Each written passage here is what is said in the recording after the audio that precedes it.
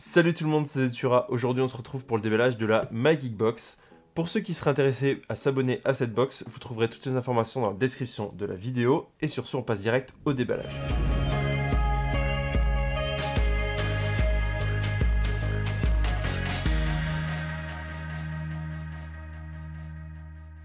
On commence avec un premier produit qui, il me semble, était dans une ancienne MyGeekBox. Alors je suis pas sûr, c'était peut-être une Z-Box ou autre, puisque c'est une entreprise qui a plusieurs box.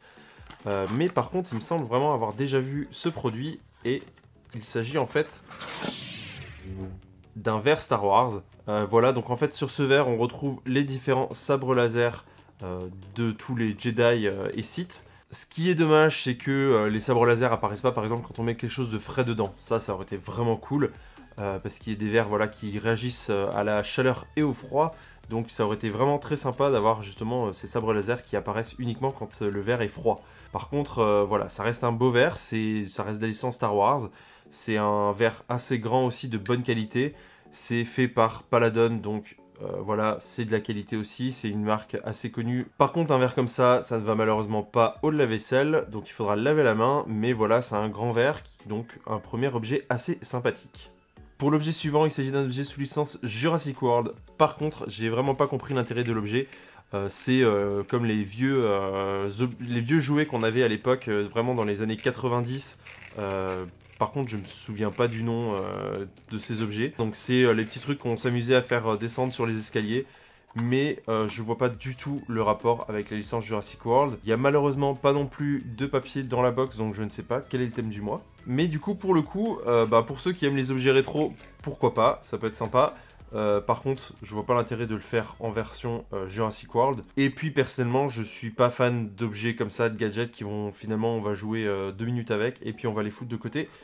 Donc voilà, pour moi, ça c'est un mauvais point. Ensuite, on retrouve bien sûr dans la box un t-shirt. Et là, c'est un t-shirt sous licence Marvel avec le gant de Thanos, où en fait on voit vraiment les pierres de l'infini qui brillent de leurs différentes couleurs. Ce que je trouve un petit peu dommage, c'est que justement le gant du coup est pas doré, il est plus argent en fait, il est genre en noir et blanc, et je pense que c'est fait pour faire ressortir en fait les pierres de l'infini. Mais du coup je trouve ça un petit peu dommage parce que on perd en fait vraiment l'objet, le gant en soi qui ressort. Maintenant ça reste quand même un t-shirt très joli, en plus c'est du blanc, donc comme on le dit souvent, c'est assez rare d'avoir des t-shirts blancs, on a souvent des t-shirts noirs, donc ça c'est cool aussi.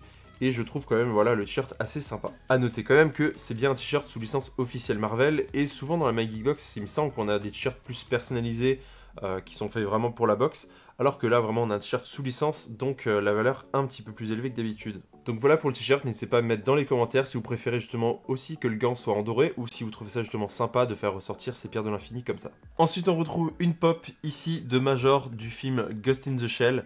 Alors je n'ai pas vu le film, je connais bien les animés, par contre voilà, le film je n'ai pas vu, il y a eu tellement de mauvais retours que j'ai préféré ne pas me lancer dedans.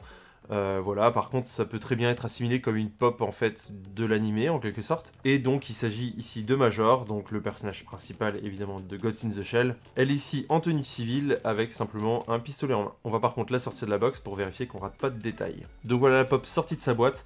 Alors pas de détail qui ressort, voilà on a le visage qu'on retrouve de Major sur certaines autres pop, puisqu'il y a 2 versions où elle a d'autres habits.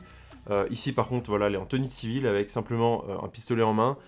À part ça, rien de transcendant, donc c'est une pop assez classique. Peut-être justement un peu trop classique quand on sait ce que c'est faire aujourd'hui Funko, ils arrivent à faire vraiment des trucs assez poussés. Donc peut-être un petit peu dommage qu'elle soit aussi simple.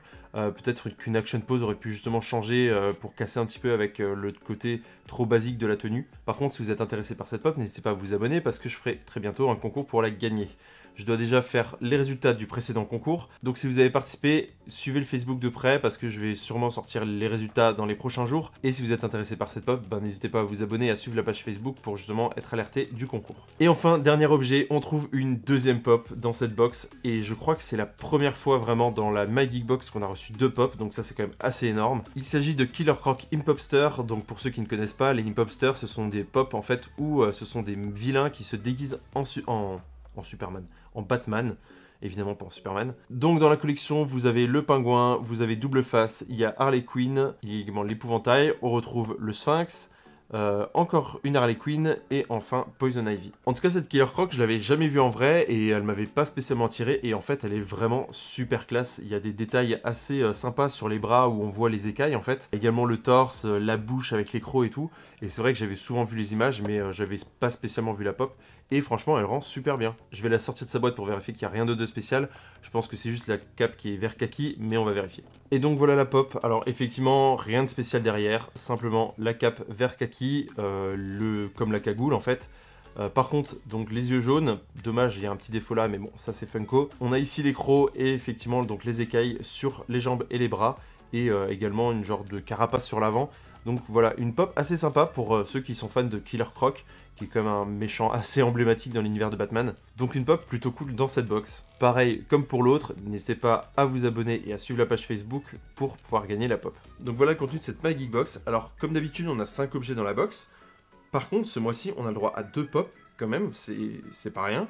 On a un t-shirt sous licence officielle, ce qu'on n'a pas d'habitude. On a également le verre sous licence officielle Star Wars. Et enfin, le petit serpentin en plastique, que je ne sais pas comment ça s'appelle. Donc voilà, disons que ça, pour moi, ça dégage. Par contre, en comptabilisant juste ça, bah, je suis super content de la box. Il y a 2 pop, il y a quand même un t-shirt assez classe et sous licence officielle, encore une fois. Donc pour moi, la box remplit complètement son rôle. Donc n'hésitez pas à venir dans les commentaires ce que vous en pensez. On se retrouve dans quelques jours pour le déballage de 2 Lutaku Box assez spéciales sur un animé que j'adore et qui est assez récent. Et sur ce, je vous souhaite une bonne semaine. Salut tout le monde.